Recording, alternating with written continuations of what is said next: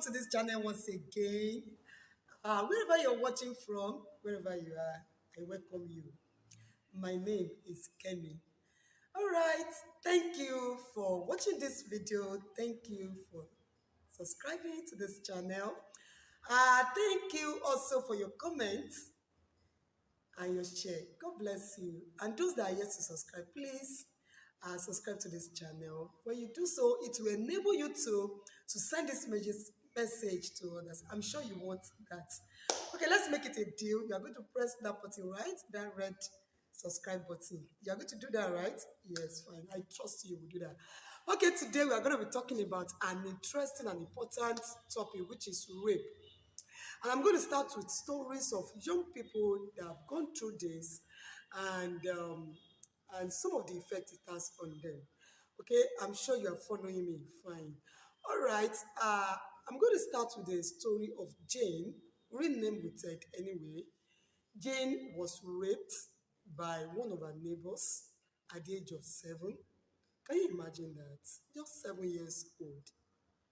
And then he did everything possible to escape this dreadful moment. But she could not. Her predator was more powerful, and did not allow her to go. The attacker did his worst. And I tell you, he took away the valuable part of her life and then left her with this feeling of guilt and rejection. It can be so tough. After 20 years of this experience, she has not fully recovered. The effect of rape can be so devastating and life-altering. I tell you, it can be tough on the victim. That's one of the things we need to know. It can be tough on the victims. I'm going to be sharing another story of another person who was raped by her brother's friend. And do you know what? She tried to tell them, this is what this person did to me. They said, no, it's not true. To make the matter worse, they refused. Her brothers refused to listen to her, and they refused to listen to her. They did not even believe her. So, since they refused to listen, they refused to listen to her, not to talk of even believing her story, and so uh, rejected. At the time I was talking to her, she has attempted suicide for good 3 times. She wanted to end the frustration. She wanted to end the pain. She wanted to end all of this. And then I tell you, it can be so tough on the victim. I'm sure the perpetrators don't know. I just think on my own. Maybe they don't know what people go through. They don't know. Some people can be on this for the rest of their lives. But the truth is, there are so many people too who have gone through this experience and have come out strong. That is why we call you survivor, because you survived. I tell you, many have gone through the experience and they didn't survive that. Many have, left suicide notes. They ended it. They could not cope with the frustration, with the trauma, with all of those things they went through. Why some at the events they died?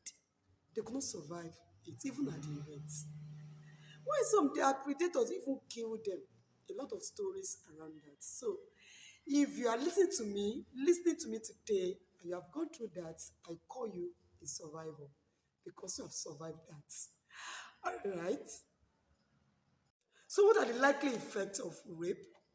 Okay, low self-esteem. When you begin to feel something is wrong with you, you are not up to others, you are not a sense of inadequacy. Um, all of this is what we call low self-esteem, shame and stigma. Nobody wants to even listen to your story. They don't want to believe your story, and it can be so tough and so disturbing when even when they hear, they want to blame you. You have done this. Why not this? Why not that? And not only that, anxieties and stress. It can be so stressful. be so stressful. Flashback and nightmares. When you remember the event, to be as if it's happening again. But I tell you, it's not happening. It has happened in the past. You just have to leave it at the past because it's not happening in the present. You need to establish yourself in the present. Okay, fine. Another effect is physical health imbalances. It can lead to unwanted pregnancy, it can lead to sexual transmitted diseases, and fear and insecurity is another effect of it. I know someone who has this horrible experience as a child. I tell you sincerely, looking at her, me looking at her, you will know that everybody around her, she treats everybody around her as a suspect. Looking at her eyeball and everything, you will see this feeling of insecurity and fear all around her. These are some of those effects of rape on the victims. All right, and another thing is that the person may find it so difficult to interact with others, to socialize. In fact, he may find it difficult to even accept when she eventually gets married. And I will let him know also that rape is actually common with women. So we have some men who are raped, but the percentage is so few. But we see that the rate at which young girls and women are being raped nowadays is something we need to look into. This has to stop because of the effects. I'm speaking with passion in my heart because I've come in contact with some of the victims. I mean, some of the victims of rape. I tell you sincerely speaking, it is so hard on them. It's so hard on them. Some may not even recover, like I've said before, may not recover for the rest of their lives. They may not recover from this event. I tell you, it can be so hard. Ask me, I'm going to tell you that the cause of rape, or one of the causes of rape, is the rapist himself. Is the rapist himself. But I see some things we can do to reduce this evil occurrence. I tell you, we have roles to play because this is our society, and the rate at which you know this is growing or is happening around us, the rate at which rape is occurring is alarming. And we need to put a stop to this. There's few things you need to know, you need to do. I can remember the story of a young lady who was about to get married, and she went to visit aunt in preparation for the wedding, and it was in the night anyway. She walked around 10:30, 11, and the place is so dark. And she was gang raped by unknown people 3 months to her wedding. You just imagine that can be so devastating. You are preparing for your wedding, bride to be, and you are raped. Why are you going to open your mouth to say, do you know I was raped? But to me, I felt okay if she has gone if she has gone to see her aunt or her sister, not in the night, maybe this wouldn't have happened. So that's my point exactly. There are some things we can do in order to reduce this. Number one of it on my list here is that don't accept right from people you don't know. Don't do that. Don't say, no, I can cope, I can fight. You don't know them. Anything can happen. Anything can happen. Don't do that. Another thing I want to talk about that is passionate in my heart is dressing. Don't dress in a provocative manner. This is common now. Not only young girls, even women are not let out. Bomb shorts, spaghetti tops, and all of that. You want to show uh, the that aspect that you need to cover. You want to show it to whole world to see. I tell you, this has to stop if we want to reduce this evil occurrence in our society. I tell you, we need to stop all of that. Dress decently, dress like a decent person. Don't dress, don't send wrong signal to the opposite sex, like you are available, that you don't even mind, you're not keeping anything. So you need to watch on that.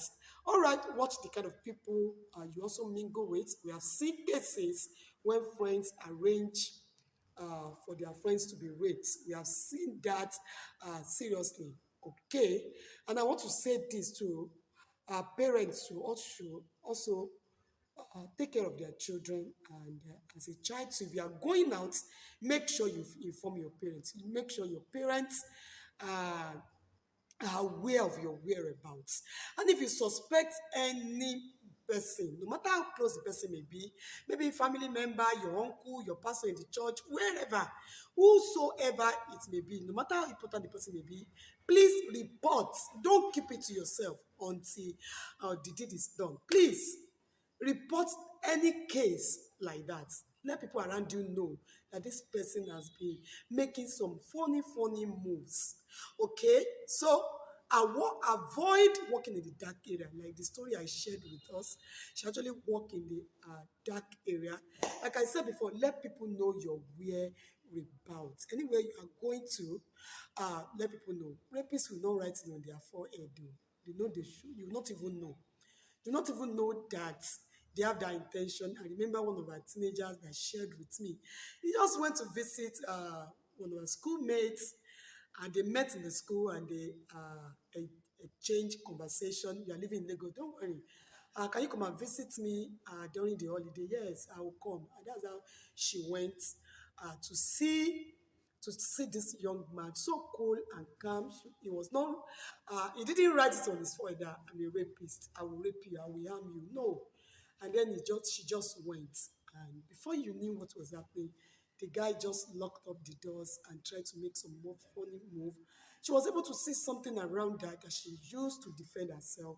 And that's how she was able to escape. So don't just go out anyhow without people knowing your whereabouts.